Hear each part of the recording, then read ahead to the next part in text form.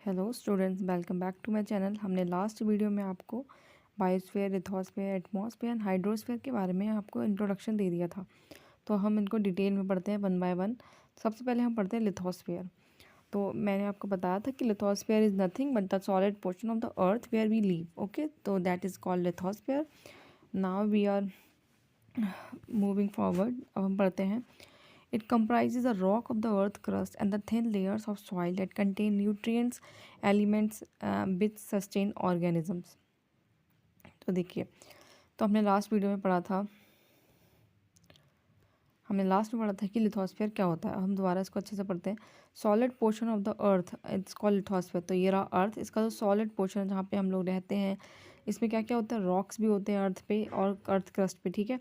और thin layers of soil, इसमें क्या क्या है, रॉक्स आ जाएंगे और सॉइल की थिन लेयर जो होती है वो भी आ जाएगी। तो ये सब लिथोस्फीयर का पार्ट है, तो इसी को हम लिथोस्फीयर कहते हैं। इसमें न्यूट्रिएंट्स होते हैं, ठीक है, जिससे ऑर्गेनिज्म इसमें सस्टेन कर सकते हैं, लाइफ सस्टेन कर पाते हैं वो लोग। आगे देखते हैं। There are two main divisions of the earth's surface. The large land masses are known as continents and the huge water bodies are called ocean bodies. तो देखिए, जो दो डिवीज़न होते हैं अर्थ के, देखिए ये हमारा पूरा अर्थ है, ठीक है। तो इस पे जहाँ पे जो लैंड का एरिया यानी कि ज़मीन का टुकड़ा जहाँ पे हम लोग रहते हैं, जैसे कि एशिया, अफ्रीका और ऑस्ट्रेलिया, सब जो कंट्रीज़ हैं, और 7 कॉन्टिनेंट भी है ना, सबसे बड़े बड़े ऐसे एशिया है, उसके अंदर 52-54 कुछ कंट्रीज़ आती हैं, तो ये एक कॉन्टिनेंट है। जन अफ्रीका है, उसमें बहुत सारी कंट्रीज़ आती हैं, वो एक कॉन्टिनेंट है। तो लैंड जो ज़मीन का टुकड़ा जहाँ पे बहुत सारे एरियाज़ हैं, वो जो है 7 कॉन्टिनेंट्स में बटा हुआ है, ठीक है। उस एरिया को हम लोग कहते हैं कॉन्टिनेंट्स। एंड जहाँ पे पूरे एरियाज़ में जहाँ पे वाटर है, उसे हम कहते हैं ओशन बेसिन, ठीक है, जहाँ पे समुद्र है। तो हमारा जो अर्थ है वो दो भागों में, दो चीज़ों में डिवाइड है।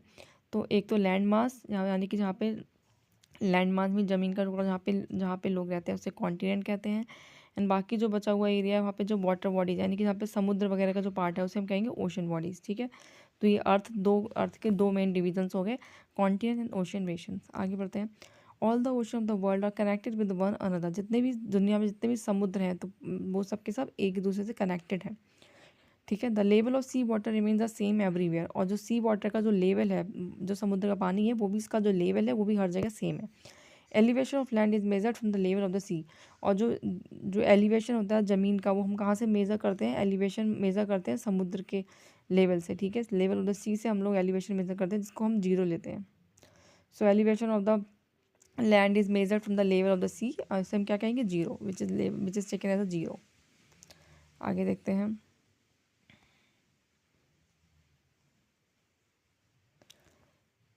The highest mountain peak Mount Everest is 8,848 metres of the sea level. जो माउंट एवरेस्ट है, आप लोगों ने इसको पढ़ा होगा, जो नेपाल में है, ठीक है। माउंट एवरेस्ट एक पहाड़ जो कि नेपाल में है, पहाड़ की रेंजेस जहाँ पे बहुत दुनिया का सबसे ऊंचा जो पहाड़ है, ठीक है, सबसे ज़्यादा ऊंचा हाईएस्ट माउंटेन है दुनिया में, उसे माउंट एवरेस्ट है वो, जिसकी हाइट 8,848 मीटर्स है above the sea level. Sea level से उसकी ऊंचाई हाइट कितनी है, 8,848 मीटर। माउंट एवरेस्ट जो कि एक माउंटेन है, highest mountain of the world, it is located in the Nepal. आगे देखते हैं। The greatest depth of 11,022 metres is located the Mariana trench in the Pacific ocean. जो हमारा ये अर्थ है, यहाँ पे जो पैसिफिक ओशियन है, उसमें सबसे गहरा, सबसे डीपेस्ट यानी कि जो पार्ट है उसे हम कहते हैं मेरिना ट्रेंच, ठीक है, जो कि 11,022 मीटर्स बहुत नीचा डीपेस्ट है, ठीक है। तो हम लोगों ने दो चीज़ें पढ़ी। एक तो हाईएस्ट जो दुनिया में माउंटेन है उसका नाम है माउंट एवरेस्ट, जो कि नेपाल में, जिसकी हाइट कितनी है, 8,848 metres of the sea level. And दूसरा हमने पढ़ा मेरिना ट्रेंच, जो दुनिया की सबसे डीपेस्ट मीन सबसे गहरी जो ट्रेंच है, खाई एक तरीके से कहते हैं। तो सबसे गहरी, दुनिया की सबसे डीपेस्ट जो मेरिना ट्रेंच है वो कहाँ पे है, पैसिफिक ओशन में। आगे बढ़ते हैं। कॉन्टिनेंट्स क्या होते हैं, हमने आपको भी पढ़ा था। तो लैंड मासेस जहाँ पे सभी लोग रहते हैं, तो उसे हम कहेंगे कॉन्टिनेंट्स। तो पूरी दुनिया में जो अर्थ है उसे हमने 7 मेजर कॉन्टिनेंट से डिवाइड कर रखा है। कितने में, 7 मेजर कॉन्टिनेंट्स में हमने अर्थ को डिवाइड कर रखा है। आगे बढ़ते हैं इसको। These are separated by large water bodies. और ये जितने भी 7 मेजर कॉन्टिनेंट्स हैं, ये सबके सब पानी वाटर बॉडीज से डिवाइडेड है। इस आगे बढ़ते हैं, सेपरेट होते हैं। दीज कॉन्टिनेंट्स आर, जो 7 कॉन्टिनेंट्स है कौन कौन से? Asia, Europe, Africa, North America, South America, Australia and Antarctica. तो आपको ये 7 कॉन्टिनेंट्स के नाम याद रखने हैं। दोबारा पढ़ते हैं, Asia, Europe, Africa, North America, South America, Australia and Antarctica. These 7 are the major continents of the earth. आगे देखते हैं, Asia is the largest continent. इनमें जो सबसे बड़ा कॉन्टिनेंट है उसका नाम है एशिया। देखिए, ये हमारा अर्थ है, ठीक है। This is north America, this is South America. यहाँ पे है अफ्रीका, ठीक है। यहाँ पे पूरा हो जाता है यूरोप। यहाँ पे है ऑस्ट्रेलिया, ठीक है। एंड ये है पूरा एशिया, ठीक है। These 7 are the major continents of the earth, ठीक है। एंड यहाँ पे जो है एंटार्कटिका, जहाँ पे बहुत ना के बराबर लोग रहते हैं, एक तरीके से रहते ही नहीं है। This is Australia, this is South America, ये है नॉर्थ अमेरिका एंड ये है आपका Africa, this is Europe. These 7 are the major continents of the earth. It covers about 1/3 of the total land. तो अब हम पढ़ते हैं इन सब के बारे में वन बाय वन। सबसे पहला हमने जो पढ़ा है एशिया, ठीक है। दिस इज़ एशिया, ये अर्थ, जो इंडिया है, इंडिया भी पार्ट है एशिया का, ठीक है। तो Asia is the largest continent. Asia एक सबसे बड़ा कॉन्टिनेंट है। It covers about 1/3 total area of the earth. तो अर्थ का 1/3 जो एरिया है वो कवर किया हुआ है एशिया ने, सबसे बड़ा कॉन्टिनेंट है। And the continent lies in the eastern hemisphere. और ये कॉन्टिनेंट कहाँ पे? ईस्टर्न में है, ठीक है, ईस्टर्न हेमिस्फेयर में है। ये हमने आपको बताया, दिस इज अर्थ। तो हमने ये कहाँ पे हुआ कॉन्टिनेंट? ईस्टर्न हेमिस्फेयर में निकल के आया। The tropic of cancer passes through this continent. और एशिया से ट्रॉपिक ऑफ कैंसर जो लाइन होती है, हमने आपको सेकेंड चैप्टर में पढ़ाया था। तो ट्रॉपिक ऑफ कैंसर है, दिस इज अर्थ, ये हमारा 0 डिग्री हो गया। इक्वेटर ये होती है tropic of cancer 23.5 degree north, ठीक है। तो ये जो है ट्रॉपिक ऑफ कैंसर लाइन जो है कहाँ से गुजरती है? ये भी एशिया से क्रॉस होती है। तो एशिया लार्जेस्ट कॉन्टिनेंट है, ईस्टर्न हेमिस्फीयर में लाई करता है, tropic of cancer line pass करती है, ठीक है, एशिया से। Asia is separated from Europe by the Ural mountain the west. Asia Europe से अलग होता है। यह है Asia, this is Asia and this is Europe, ठीक है। तो एशिया यूरोप से जहाँ से अलग हो रहा होता है, सेपरेट हो रहा होता है, वो उसका नाम है यूरल माउंटेन वेस्ट में। आगे देखते हैं, the combined landmass of Europe and Asia is called Eurasia. तो ये एशिया एंड यूरोप, इन दोनों का लैंडमास कंबाइन करके हम पढ़ते हैं यूरेशिया। तो हमने आपको एशिया के बारे में पढ़ाया, लार्जेस्ट कॉन्टिनेंट है, tropic of cancer line passes करती है यहाँ से, एंड ईस्टर्न हेमिस्फीयर में लाइक करता है। और एशिया जो है यूरोप से अलग हो रहा होता है, सेपरेट होता है यूरल माउंटेन से। This is about the Asia. Now be talking about Europe, ठीक है। अब हम पढ़ते हैं यूरोप के बारे में। Europe is much smaller than Asia. Europe Asia से थोड़ा छोटा है। The continent lies to west of Asia. Europe जो है बेस्ट में लाई करता है एशिया के। The Arctic circle pass through it. तो जो आर्कटिक सर्कल है, आर्कटिक सर्कल वो कहाँ से पास करता है? यूरोप से। हमने आपको पढ़ाया था, ये रहा 0 डिग्री यानी कि equator, tropic of cancer, then tropic of capricorn, ये है कैप्रिकॉर्न, ये है tropic of cancer. Arctic circle, this is Arctic circle, this Antarctic circle. तो अभी हम पढ़ रहे हैं इसके बारे में, आर्कटिक सर्कल। तो आर्कटिक सर्कल कहाँ से पास करता है? आर्कटिक सर्कल पास करता है यूरोप से। तो हमने इसके बारे में क्या पढ़ा? यूरोप के बारे में, स्मॉलर है एशिया से, बेस्ट में है एशिया के, आर्कटिक सर्कल पास करती है यूरोप से। अब हम पढ़ते हैं अफ्रीका के बारे में। Africa is the second largest continent after Asia. Asia के बाद सेकेंड लार्जेस्ट कॉन्टिनेंट कौन सा है? अफ्रीका है, ठीक है। द इक्वेटर और 0 degree latitude run through it middle of the continent. जो हमने ये 0 डिग्री पढ़ा है, इक्वेटर ये जो है ये कहाँ से रन करेगी? ये एशिया से, सॉरी, दिस इज ये जो हमने पढ़ा अभी Africa, this is 0 degree latitude, ठीक है। तो 0 डिग्री जिसे हम इक्वेटर बोलते हैं, ये पास करती है अफ्रीका से, ये क्रॉस होती है अफ्रीका से। और अफ्रीका कहाँ पे है? अफ्रीका लाई करता है नॉर्थन हेमिस्फीयर में। And you will find that it is the only continent through which the tropic of cancer and the equator tropic of cancer passes. तो हमने एशिया के बारे में पढ़ लिया, यूरोप के बारे में पढ़ लिया, हमने पढ़ा अफ्रीका के बारे में। अफ्रीका के बारे में हमने क्या पढ़ा, हम इसको रिवाइज करते हैं। अफ्रीका एशिया के बाद सेकेंड लार्जेस्ट कॉन्टिनेंट है और इस 0 डिग्री लैटीट्यूड पास करता है अफ्रीका से, एंड ये नॉर्थन हेमिस्फेयर में है अफ्रीका के। अफ्रीका लाइज करता है नॉर्थन हेमिस्फेयर में। दूसरा हमने ये पढ़ा कि जो ये लाइंस हैं, ट्रॉपिक, एक 0 degree latitude and tropic of cancer and tropic of capricorn, तो अफ्रीका जो है वो ओनली कॉन्टिनेंट है जहाँ से ये तीनों लाइन जो है पासिस करती है। ठीक है, दिस इज़ अबाउट अफ्रीका। आगे देखते हैं। The Sahara desert, the world largest hot desert located in the Africa. जो सहारा डेजर्ट है, ये क्या है? दुनिया का सबसे गर्म, सबसे हॉटेस्ट डेजर्ट है दुनिया का, वो भी डेजर्ट अफ्रीका में ही लाई करता है, सहारा डेजर्ट। ठीक है, नाउ नाइल रिवर जो है वो फ्लो करती है अफ्रीका से। वर्ल्ड की लॉन्गेस्ट रिवर है, वर्ल्ड लॉन्गेस्ट रिवर नाइल, ये कहाँ से पास करती है? अफ्रीका से। Notice where the equator, the tropic of cancer, tropic of capricorn passes the map of the Africa. तो ये हमने जो अभी पढ़ा है 7 कॉन्टिनेंट्स, इसको हम एक बार मैप से अच्छे से देख लेते हैं।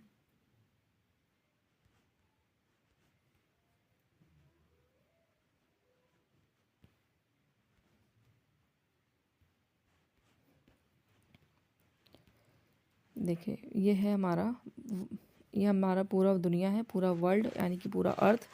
तो देखिए ये रहे 7 continents, North America, South America, this is Africa, Europe and this is Asia, this is Australia. ठीक है, these 7 are the major continents of the earth, और हम इसी के बारे में भी पढ़ रहे हैं। तो अभी हमने अफ्रीका के बारे में क्या क्या बातें पढ़ी। अफ्रीका जो है ये है अफ्रीका। यहाँ से 0 डिग्री यानी कि equator, tropic of cancer, tropic of capricorn, तीनों लाइन यहाँ से पास होती हैं अफ्रीका से। दुनिया का सबसे गर्म यानी कि हॉटेस्ट डेजर्ट जो है वर्ल्ड का, सहारा डेजर्ट, वो भी अफ्रीका में है। दुनिया की सबसे लॉन्गेस्ट, सबसे लंबी नदी जो है वो है नाइल रिवर, वो भी फ्लो करती है अफ्रीका से। तो ये हमने इसके बारे में पढ़ा। अब हम पढ़ेंगे इसके बारे में, दिस इज़ नॉर्थ अमेरिका। तो अब हम नॉर्थ अमेरिका के बारे में पढ़ते हैं। North America is the third largest continent of the world. North America third largest continent है दुनिया का। ठीक है, तीसरा सबसे बड़ा हो गया एशिया, फिर हमने पढ़ा अफ्रीका, तीसरा जो सबसे बड़ा कॉन्टिनेंट है, लार्जेस्ट कॉन्टिनेंट है दुनिया में, वो है नॉर्थ अमेरिका। तो ये लाई करता है, it is link to South America by a narrow strip of land called isthmus of Panama. तो देखिए ये हमारा नॉर्थ अमेरिका, ये नॉर्थ अमेरिका, जैसे साउथ अमेरिका, ये जो है ये थोड़ा कनेक्टेड है। किससे कनेक्टेड है? साउथ अमेरिका से। तो ये जिससे कनेक्टेड है उसे हम क्या बोलते हैं? उसे कहते हैं isthmus of Panama. And the continent lies completely in the northern and the western hemisphere. The 3 questions around the continent can name of the ocean. तो ये देखिए अभी हमने पढ़ा, ये हमने नॉर्थ अमेरिका के बारे में पढ़ा, एंड इससे 3 ओशियन जो है इससे सराउंडेड करते हैं। कौन कौन से हैं? ये है नॉर्थ अटलांटिक ओशियन, एंड इस साइड में है पैसिफिक ओशियन, एंड यहाँ पे साउथ पैसिफिक ओशियन। ठीक है, अब हम पढ़ेंगे साउथ अमेरिका के बारे में। South America lies mostly in the southern hemisphere. तो साउथ अमेरिका से जैसे कि नाम से रिसेंबल होता है, ये रहा साउथ में। ठीक है, साउथ में है तो ये थोड़ा साउथ में ही लाई करता है। South America lies in the mostly in the southern hemisphere which 2 question surrounded to the east and the west, इसके हम नाम पढ़ेंगे। एंड साउथ अमेरिका में एंडीज वर्ल्ड लॉन्गेस्ट माउंटेन, दुनिया का सबसे लॉन्गेस्ट जो माउंटेन रेंजेस है, उस लॉन्गेस्ट माउंटेन रेंजेस, सबसे बड़ी रिजेस है जहाँ पे बहुत सारी माउंटेन्स और भी हैं। तो दुनिया की सबसे बड़ी माउंटेन रेंजेस एंडीज जिसका नाम है, वो भी लाई करती है साउथ अमेरिका में। And South America is the world largest river Amazon. South America में दुनिया की सबसे लार्जेस्ट जो रिवर है अमेजोन, वो भी यहाँ से निकलती है। अब हम पढ़ते हैं ऑस्ट्रेलिया के बारे में। Australia is the smallest continent that lies entirely in the southern hemisphere. Australia एक थोड़ा स्मॉलेस्ट यानी कि छोटा कॉन्टिनेंट जो कि साउथ हेमिस्फेयर में है, and is surrounded on and sea ocean and seas. तो जो साउथ हेमिस्फेयर में है ऑस्ट्रेलिया, ये ज़्यादातर ओशियन और सी से सराउंड होता है, और ये एक आइलैंड है। ये देखिए आप इस मैप में देखिए, ये रहा ऑस्ट्रेलिया। ठीक है, ये है ऑस्ट्रेलिया। एक तो ये साउथ में है, और ये एक छोटा था आइलैंड टाइप हो गया, और ये ज़्यादातर ओशियन से सराउंडेड है। अब हम पढ़ते हैं एंटार्क्टिका के बारे में। एंटार्क्टिका कम्प्लीटली लाई इन दी साउथर्न हेमिस्फेयर। तो दिस इज़ वर्ल्ड, और यहाँ पे एकदम यहाँ पे है एंटार्क्टिका, जहाँ पे लोग नहीं रहते हैं।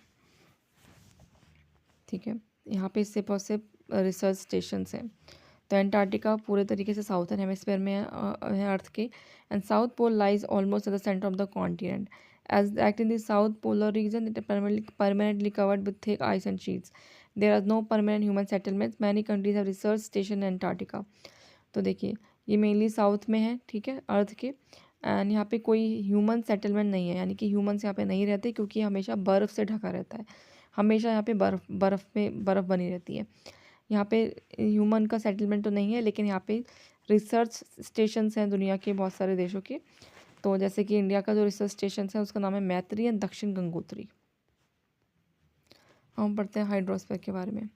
The earth is called blue planet. Earth को हम लोग ब्लू प्लैनेट कहते हैं। क्यों कहते हैं हाइड्रोस्फीयर को, यानी कि अर्थ को हम लोग ब्लू प्लैनेट कहते हैं क्योंकि अर्थ जो है 71% कवर करता है पानी से एंड 29% जो है लैंड से, ठीक है। ये है अर्थ, मेनली लैंड है, ज़मीन है, बाकी जो है पानी है, ठीक है। तो जो अर्थ है उसमें 71% पानी है एंड 29% यहाँ पे लैंड है, यानी कि ज़मीन के टुकड़े हैं, ठीक है। तो इसीलिए हम लोग जहाँ तक क्या है 71% पानी है, तो इसीलिए ऊपर से देखने से ये ब्लू लगता है, तो इसे हम लोग ब्लू प्लैनेट कहते हैं अर्थ को। Hydrosphere consist of water in all it's form. और पानी किस किस के फॉर्म में होता है, बर्फ़ के फॉर्म में, ग्लेशियर के फॉर्म में एंड लेक्स के फॉर्म में, ओशियन में, रिवर में, हर जगह क्या है पानी है। पानी इन सभी फॉर्म में। अंडरग्राउंड वाटर, ज़मीन में वाटर वेपर है, भाप बन के उड़ जाना, ऑल कंप्राइज हाइड्रोस्फीयर। सभी इसके सब क्या है, ये हाइड्रोस्फीयर ही तो हैं। More than 97% of the earth water is found in the ocean and is too salty for human use. Ocean में देखिए बहुत सारा पानी है, लेकिन 97 जो अर्थ का पानी है वो कैसा है, ओशन में है, लेकिन वो हमारे लिए अनफिट है, पीने लायक नहीं है क्योंकि वो बहुत सॉल्टी है। A large portion of the rest of the water is in the form of the ice and glacier. और बाकी जो बचा है वो किस में है, वो मेनली ग्लेशियर की फॉर्म में है, यानी कि बर्फ़ के फॉर्म में एकदम जमा हुआ है। एंड बाकी फिर अंडरग्राउंड में and a very small percent available fresh water for human consumption. और कुछ बहुत थोड़ा सा ही पानी है जिसको हम लोग पी सकते हैं, लेकिन 70% तो पानी बर्फ़ के पानी के फॉर्म में है, तो इसीलिए इसे हम कहते हैं ब्लू प्लैनेट। हम पढ़ते हैं ओशंस के बारे में। Ocean are the major part of hydrosphere. Ocean में क्या है, ओशन में तो पानी ही है ना, तो ओशंस क्या है, ये पार्ट है हाइड्रोस्फीयर के। दे आर इंटरकनेक्टेड, ये भी इससे कनेक्टेड होते हैं। The oceans water are always moving. Ocean जो होता है समुद्र, इसका पानी हमेशा मूव करता रहता है। The three chief movements of ocean water are waves, tides and the ocean currents. पानी और ओशन का पानी हमेशा मूव करता है, और इसका जो मूवमेंट है ये हम तीन तरीके से पढ़ते हैं। एक होता है टाइड्स एंड दूसरा है ocean currents and the third one is waves, ठीक है, वेव की फॉर्म में, यानी कि ऐसे जो होता है लहरें वेव की फॉर्म में, टाइड्स की फॉर्म में एंड ओशन करेंट्स की फॉर्म में। अब हम इसको अच्छे से पढ़ते हैं। The 5 major oceans are the Pacific ocean. अब देखिए अर्थ पे क्या है, 5 मेजर ओशियन हैं, इनके नाम पढ़ते हैं। Pacific ocean, Atlantic ocean, Indian ocean, southern ocean and Arctic ocean. तो अभी हम इसको याद करने के ट्रिक बताते हैं आपको। तो कभी भी आ जाए कि अर्थ के 5 मेजर ओशंस के नाम बताइए, तो हम इससे ऐसे पढ़ेंगे पैसा, ये एक ट्रिक है, ठीक है। देखिए पी से पैसिफिक ओशन, ए से अटलांटिक ओशन, आई से इंडियन ओशन, एस से सदर्न ओशन एंड ए से Arctic ocean. These 5 are the major ocean of the earth. इसको आप लोग अच्छे से याद करिएगा। अब हम पढ़ते हैं पैसिफिक ओशन जो है सबसे बड़ा ओशन है। It is spread over 1/3 of the earth. Pacific Ocean earth पे सबसे बड़ा ओशियन है, ठीक है। 5 मेजर ओशन हमने जो पढ़ा उसमें सबसे बड़ा ओशियन पैसिफिक ओशन, ये जो है 1/3 ऑफ द अर्थ पे एक पूरा तरीके से फैला हुआ है। मैरिना ट्रेंच जिसको हमने अभी ऊपर पढ़ाया था, जो सबसे डीपेस्ट, सबसे गहरी खाई, सबसे डीपेस्ट ट्रेंच है अर्थ पे, वो भी पैसिफिक ओशन में है। The Pacific Ocean almost circular in shape and Pacific Ocean का शेप क्या है, circular. Asia, Australia, North and South America surrounded. ये Pacific Ocean Asia, North America, South America को सराउंड किए हुए। आगे देखते हैं द अटलांटिक ओशन। हम पढ़ रहे हैं अटलांटिक के बारे में। Atlantic ocean the second largest ocean. Second largest सबसे बड़ा ओशन कौन सा है, अटलांटिक। इसका शेप क्या है, ये एस शेप का है। It is flanked by North and South America by the western side. तो ये कहाँ पे है? नॉर्थ एंड साउथ अमेरिका के वेस्टर्न साइड में। And the Europe and Africa of the eastern side, और यूरोप और अफ्रीका के ईस्टर्न साइड में है। ठीक है, ये है अटलांटिक ओशन। अब इसको पूरा मैप में आप देख लीजिए। दिस इज अटलांटिक ओशन, यहाँ है एंड यहाँ है।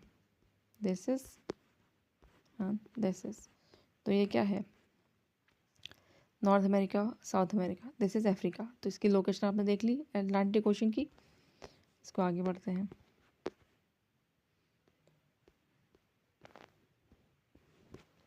हम पढ़ते हैं इंडियन ओशन के बारे में। The Indian ocean is the only ocean named after a country. तो इंडियन ओशन एक ऐसा ओशन है जो अभी 5 मेजर ओशंस के बारे में पढ़ा है, उसमें से एक ओनली ओशन क्वेश्चन आएगा, वह ओशन का नाम बताइए जो किसी देश के नाम पे पड़ा है। तो वो उसका नाम सिर्फ इंडियन ओशन है जो किसी कंट्री के नाम पे पड़ा हुआ है। The shape of the ocean almost triangular, और जो इंडियन ओशन है इसका शेप ऑलवेज ट्रायंगुलर शेप का है। ये नॉर्थ में है and bound by Asia, Asia से बाउंड किए हुए पूरा, and west of Africa and Australia से भी। हम पढ़ते हैं सदर्न ओशियन के बारे में। The southern ocean encircle the continent of the Antarctica and extended north west 60 degree south of the latitude. Southern ocean जो है वो एंटार्क्टिका को एनसर्कल किए हुए एंड नॉर्थ में है 60 डिग्री साउथ एल्टीट्यूड के। आगे देखते हैं। The Arctic ocean located in the Arctic circle. Arctic ocean कहाँ पे है? मेनली ऊपर है ये आर्कटिक सर्कल के यहाँ पे। तो आर्कटिक ओशन आर्कटिक सर्कल के पास में है, नॉर्थ पोल पे। It is connected with the Pacific ocean by narrow stretch in shallow water known as Bering Strait. तो आर्कटिक ओशन जो है वो कनेक्टेड है पैसिफिक ओशन से, जिसको हम लोग बोलते हैं बेरिंग स्ट्रेट। आगे बढ़ते हैं एटमॉस्फेयर के बारे में। The earth is surrounded by layer of gas called the atmosphere. तो अभी हमने पढ़ा था ये अर्थ है, इसके ऊपर बहुत सारी गैसेस हैं तो जो अर्थ को सराउंड किए हुए हैं। ठीक है, इसमें ऑक्सीजन है, नाइट्रोजन है, हाइड्रोजन है, बहुत सारी गैसेस है, मिक्सचर ऑफ गैसेस है। तो जो अर्थ को ये पूरा कवर किए हुए है, सराउंड करते हुए, उसे हम कहते हैं एटमॉस्फेयर। तो एटमॉस्फेयर क्या है? थिन ब्लैंकेट है एयर का, in integral and important aspect of the plant provide us air to breathe and protect from the harmful sun rays. तो earth atmosphere is a layer of the gases called atmosphere, surrounded किए हुए अर्थ को। And ये gas जो atmosphere है हमारे लिए बहुत ज़रूरी, क्यों? क्योंकि इससे हमें ऑक्सीजन मिल पाती है जिसे हमें जीने के लिए बहुत ज़रूरी। नाइट्रोजन है जो उसकी प्लांट यूज़ करते हैं। एंड उसके अलावा ये हमारे को हार्मफुल जो अल्ट्रावायलेट रेज आती है उससे ही बचाता है। सन की जो हार्मफुल यूवी रेज है, अल्ट्रावायलेट रेज, यूवी रेज बहुत खतरनाक होती है, इससे स्किन कैंसर, इरिटेशन वगैरह हो जाती है। तो वो हमारे तक ना पहुँचे, उनकी जो हार्मफुल रेडिएशन है उससे कौन बचाएगा? उससे भी हमारे को एटमॉस्फेयर जो होता है वो हमें बचाता है, प्रोटेक्ट करता है। The atmosphere extend up to a height of about 1600 kilometre. Atmosphere कहाँ तक है, कितना ऊंचाई तक ये एक्सटेंड कर सकता है? 1600 किलोमीटर तक। The atmosphere is divided into 5 layers based on composition.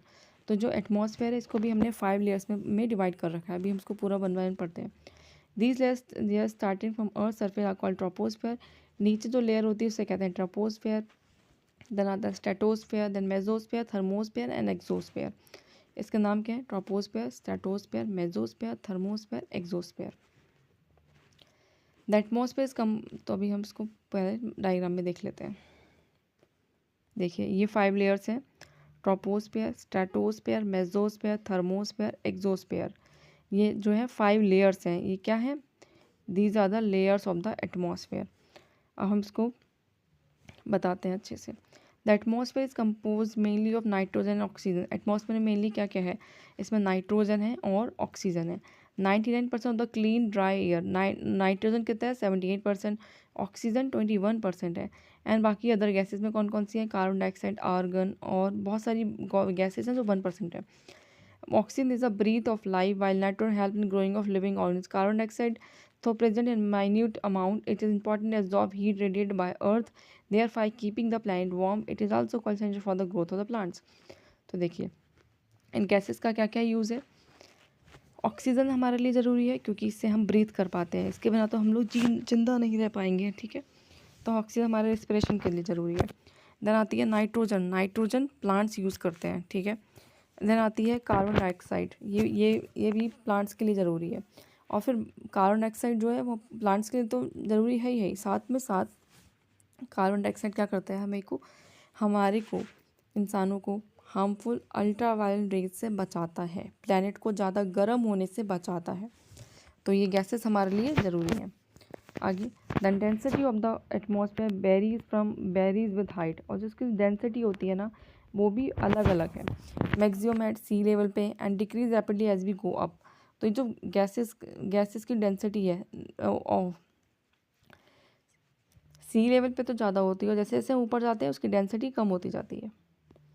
You know the climbers experience problem in breathing due to this decrease in density of the air.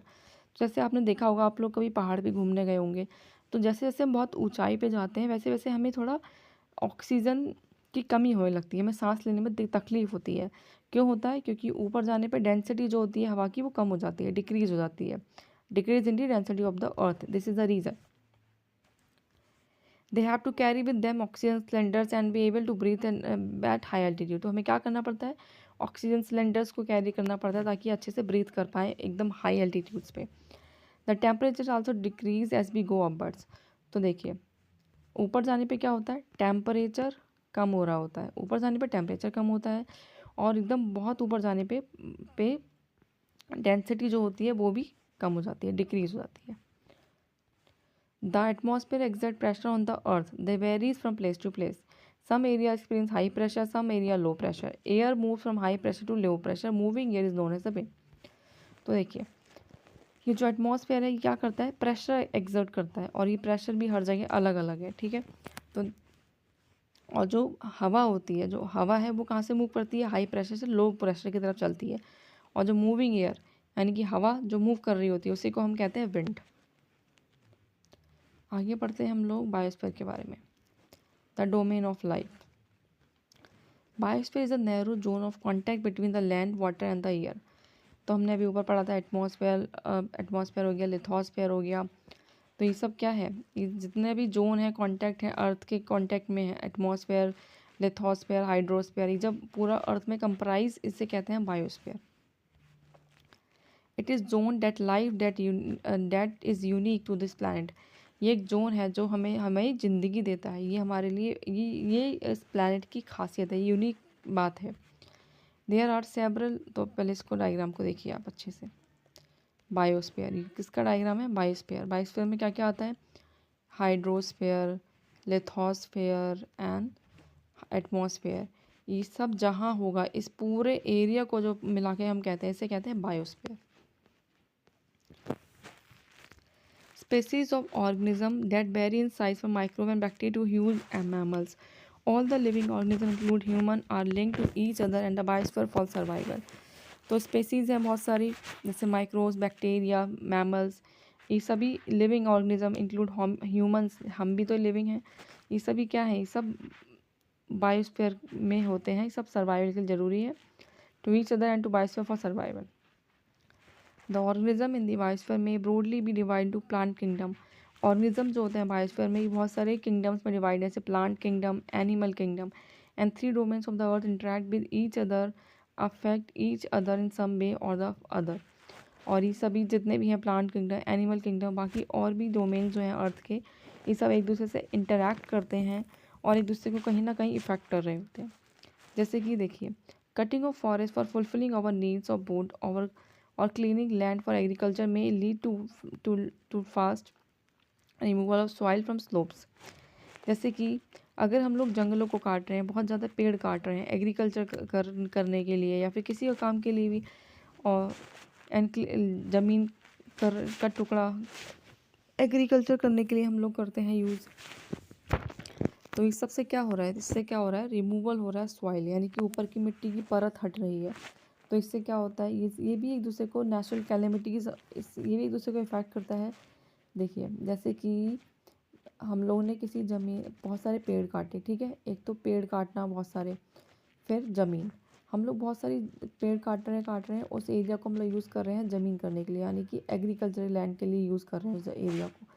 तो क्या हो रहा है, इससे मिट्टी की परत उड़ रही है, यानी कि सॉइल इरोजन हो रहा है, ठीक है, और ये कहीं ना कहीं बहुत ज़्यादा इफेक्ट करेगा भी हमको। तो इससे क्या क्या हो रहा है, नेचुरल कैलेमिटीज़ आ रहे हैं, जैसे कि अर्थक्वेक आ रहे हैं, फ्लड आ जाता है इसकी वजह से। ठीक है। तो ये सब नेचुरल कैलेमिटीज़ आते हैं, तो ये सब अफेक्ट कर रहा है एक दूसरे को।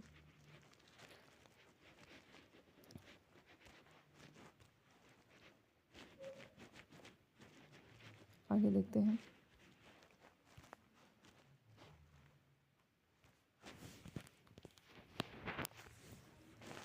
Emission from industry, thermal power plants and vehicle pollute the air. और जो इंडस्ट्रीज़ हैं बड़ी बड़ी, उससे जो उनका जो वेस्ट निकल के आ रहा है, उससे क्या हो रहा है, पानी पॉल्यूट हो रहा है। और जो व्हीकल्स हैं, हम लोग जो कार वगैरह यूज़ कर रहे हैं, इससे जो निकलता है, इससे भी तो पॉल्यूट करता है ना इन्वायरमेंट को। कार्बन डाइऑक्साइड, जो इससे एक्स्ट्रा कार्बन डाइऑक्साइड निकल रही है एटमॉस्फेयर में, इससे क्या हो रहा है, इससे अर्थ का टेम्परेचर बढ़ रहा है। But increase in the amount of CO2 level increase the global temperature. तो देखिए, पॉल्यूशन इंडस्ट्री से निकल रहा है, व्हीकल का इमिशन हो रहा है, तो इससे हमारे अर्थ में कार्बन डाइऑक्साइड का लेवल बढ़ रहा है। कार्बन डाइऑक्साइड CO2 का लेवल बढ़ रहा है। CO2 का लेवल बढ़ने से, कार्बन डाइऑक्साइड का लेवल बढ़ने से अर्थ में टेम्परेचर बढ़ता है। इससे क्या होता है, ग्लोबल वार्मिंग बढ़ती है। ग्लोबल वार्मिंग से क्या होता है, फिर अर्थ का बैलेंस बिगड़ जाता है और उससे बहुत सारे नेचुरल कैलेमिटीज़ आ जाते हैं। तो ये था हमारा इस चैप्टर के बारे में। इसमें हमने पूरा बायोस्फीयर, अर्थ, लिथोस्फीयर, हाइड्रोस्फीयर, एटमॉस्फेयर, इसको हमने डिटेल में पढ़ा है। तो मैं आपको क्वेश्चन भी समझा देती हूँ, आप इसको अच्छे से कर लीजिएगा। What are the 4 major domains of the earth. तो हमने इस चैप्टर में 4 मेजर डोमेन्स तो पढ़े हैं, atmosphere, lithosphere, hydrosphere, biosphere. These 4 are the major domains of the earth. इसको डिटेल में पढ़ने के लिए आप दोबारा से चैप्टर पढ़िए। Name the major continents of the earth. तो हमने 7 मेजर कॉन्टिनेंट्स के बारे में पढ़ा था, आपको पढ़ाया था ना, Asia, Africa, North America, South America, Australia, Antarctica, Europe. These 7 are the major continents of the earth. Name 2 continent that lie extremely in the southern hemisphere. तो 2 कॉन्टिनेंट्स का नाम बताइए जो साउथर्न हेमिस्फीयर में। One is South America and the second is Australia and third, और हम Antarctica ही बोल सकते हैं, ये पूरी तरीके से साउथ अमेरिका में, साउथ हेमिस्फीयर में। And name the different layers of the atmosphere. हमने आपको अभी पूरा एटमॉस्फेयर के 7 डिफरेंट लेयर्स बताए थे, मैं इसको आपको डिटेल में बता देती हूँ। तो देखिए, ये है different layers of the atmosphere. ये क्या क्या है, सबसे पहले ट्रोपोस्फेयर, जहाँ पे हम हमारे ज़्यादातर बायोलॉजिकल कंडीशंस होती हैं, वो सब ट्रोपोस्फेयर। स्ट्रेटोस्फेयर, ये रहा स्ट्रेटोस्फेयर, जहाँ पे ओजोन गैस होती है, ठीक है। देन आता है मेसोस्फेयर। देन हमारे पास है थर्मोस्फेयर, ठीक है। मेसोस्फेयर में क्या होता है, ऊपर जाके टेम्परेचर बढ़ेगा और हाइट बढ़ेगी तो टेम्परेचर यहाँ पे घट जाता है। यहाँ पे मेट्रॉइड्स बर्न होते हैं। देन आता है हमारे पास thermosphere, then this is exosphere, ठीक है। तो ये है हमारे layers of the atmosphere.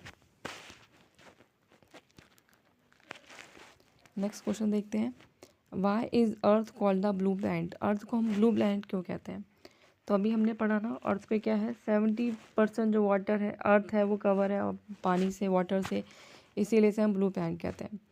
Now next is why is northern hemisphere called land hemisphere. Northern hemisphere को हम लैंड हेमिस्फीयर क्यों कहते हैं।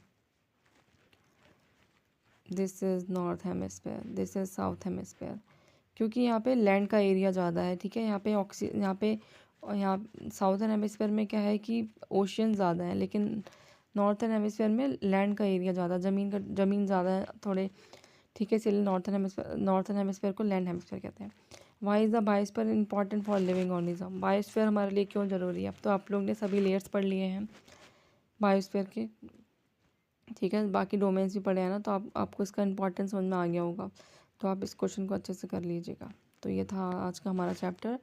आप मेरे वीडियोस को लाइक कीजिए, सब्सक्राइब कीजिए मेरे चैनल को।